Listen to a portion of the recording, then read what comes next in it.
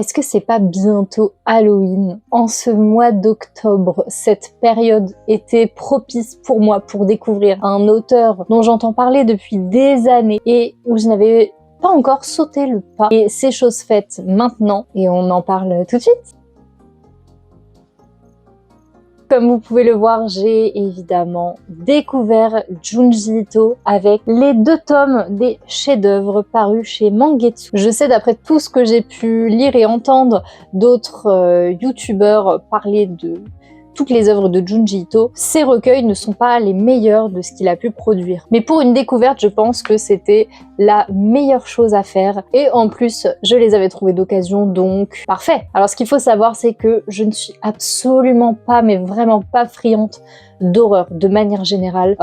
Je déteste ça, même pour être plus clair, je déteste les films d'horreur, je trouve que la plupart du temps ils sont ennuyants, ça ne me fait pas peur, je ne recherche pas à me faire peur, c'est vraiment pas quelque chose que j'apprécie, mais je dois avouer que l'esthétique m'attire beaucoup. Je suis très friande des esthétiques très witchy et des esthétiques un peu gothiques et alternatives de manière générale. Donc forcément, l'esthétique des œuvres de Junji Ito, je pouvais pas passer à côté. J'ai toujours trouvé ça magnifique, mais je sais pas, en fait je passais pas le cap parce que c'est pas mon truc à la base. Donc je voulais pas vraiment essayer, je voyais pas l'intérêt de mettre mon argent dans quelque chose où je me disais oui bon, mais ça se trouve je vais pas aimer. Et finalement, en trouvant ces 2 tomes, je me suis dit bon, c'est maintenant ou jamais. C'est des histoires courtes. Au pire du pire, Vinted est ton meilleur ami. Tu pourras les refourguer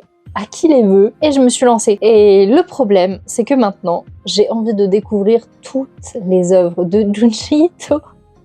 En particulier Tomie, parce que dans le premier tome, il me semble, eh bien, il y a une histoire courte avec le personnage de Tomie que j'ai adoré. J'ai adoré l'histoire en elle-même, j'ai adoré le personnage de Tomie qui est hyper énigmatique. Ce que j'ai beaucoup aimé dans ces histoires courtes, c'est que déjà, on n'est pas dans un contexte qui tend vers le réel.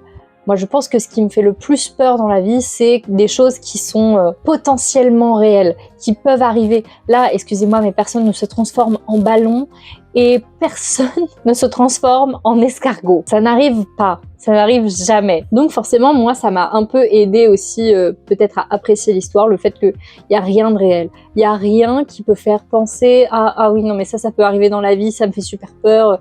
Oh là là, non, là, tout est vraiment dans l'imaginaire. » Et j'avoue que ça rassure un petit peu, en tout cas pour moi.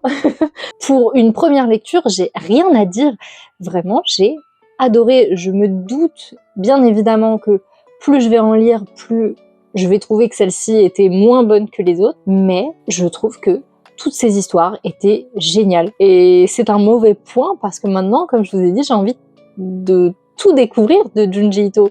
Parlons aussi de l'édition de manière générale. Cette édition, elle est trop belle. Elle est chère. Pardon, mais c'est cher.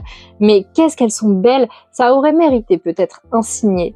Même si on a tous beaucoup de marque-pages qui ne servent à rien et qu'on perd à longueur de temps. Mais un petit signet. Pour le prix où on paye les tomes en neuf, j'aurais pas dit non. Pour le reste, c'est une super édition dans laquelle vous avez une préface, une postface de l'auteur. Et à chaque fin d'histoire courte, vous avez des petites explications sur pourquoi l'histoire, pourquoi ce personnage, et c'est trop intéressant. J'ai vraiment beaucoup aimé. Et forcément, parlons des dessins. Tout le monde sait à quoi ressemblent les dessins de Junji Ito. Juste en entendant son nom, on les reconnaît, on sait à quoi il ressemble, mais il y a une esthétique qui est si particulière. J'étais quand même assez méfiante quand je me suis dit que j'allais découvrir l'auteur avec ces 2 tomes. Je me suis dit, mais ça se trouve, en fait, ça va pas me plaire du tout. Et vraiment, c'était tout l'inverse. En plus, quand j'ai lu les 2 tomes, j'écoutais une playlist Halloween Metal, donc j'étais vraiment dans une ambiance très particulière et c'était vraiment très très chouette. Je pense que j'étais vraiment dans le bon mood pour le lire.